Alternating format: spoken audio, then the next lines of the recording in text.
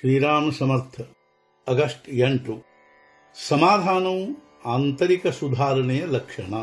ಪ್ರಪಂಚದಲ್ಲಾಗಲಿ ಅಥವಾ ಪರಮಾರ್ಥದಲ್ಲಾಗಲಿ ಕೆಲವು ಪಥ್ಯಗಳನ್ನು ಪಾಲಿಸಬೇಕಾಗುತ್ತದೆ. ಯಾವಾಗಲೂ ಮನಸ್ಸಿನಲ್ಲಿ ರಾಮನೇ ಕರ್ತ ಎಂಬ ಭಾವನೆಯನ್ನು ಜಾಗೃತವಾಗಿಟ್ಟುಕೊಳ್ಳಬೇಕು.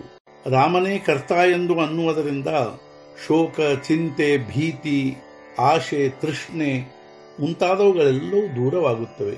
ಅವೆಲ್ಲವುಗಳು ಈವರೆಗೂ ದೂರವಾಗಿಲ್ಲವೆಂದ ಮೇಲೆ ನಮ್ಮಲ್ಲಿ ಇನ್ನೂ ರೋಗವಿದೆಯೆಂದೇ ತಿಳಿಯಬೇಕು. ಆದರೂ ಇಂದಿನಿಂದ, ಈ ಕ್ಷಣದಿಂದ ನಾಮದಲ್ಲಿರುವ ನಿಷ್ಠೆ ಮಾಡಿರಿ ಹಾಗೂ ರಾಮನೇ ಕರ್ತ ಎಂಬ ಭಾವನೆಯನ್ನು ದೃಢಪಡಿಸಿಕೊಳ್ಳಿರಿ. ಯಾರಾದರೂ ನಮಗೆ ಉತ್ತಮರೆಂದು ಅಂದರೆ ಆ ಕ್ಷಣದ ಮಟ್ಟಿಗೆ ಮನಸ್ಸಿಗೆ ನೆಮ್ಮದಿ ಎನಿಸುತ್ತದೆ. ಇದಕ್ಕೆ ಸಮಾಧಾನವೆನ್ನಲು ಬರುತ್ತದೆಯೇ?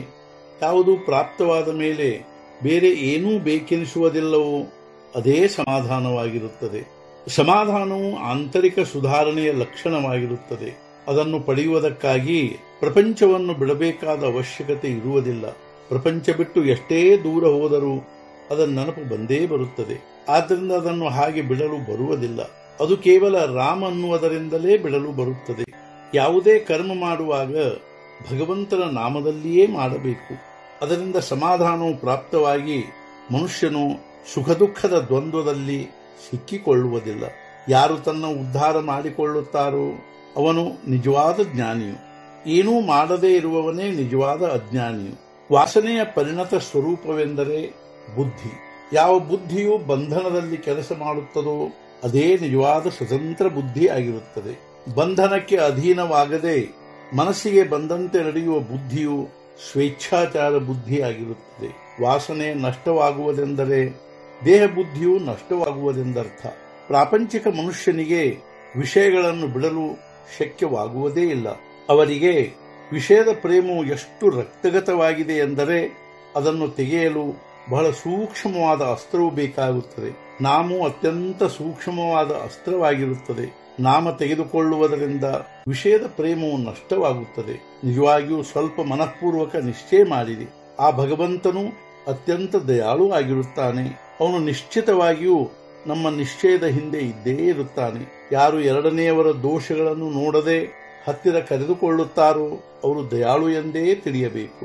ಭಗವಂತನು ಅತ್ಯಂತ ದಯಾಳು ಆಗಿರುತ್ತಾನೆ. ಅವನ ನಾಮದ ಸಹವಾಸದಲ್ಲಿರುವುದರಿಂದ ದೇಹದ ಮೇಲಿನ ಪ್ರೇಮವು ನಷ್ಟವಾಗುತ್ತದೆ.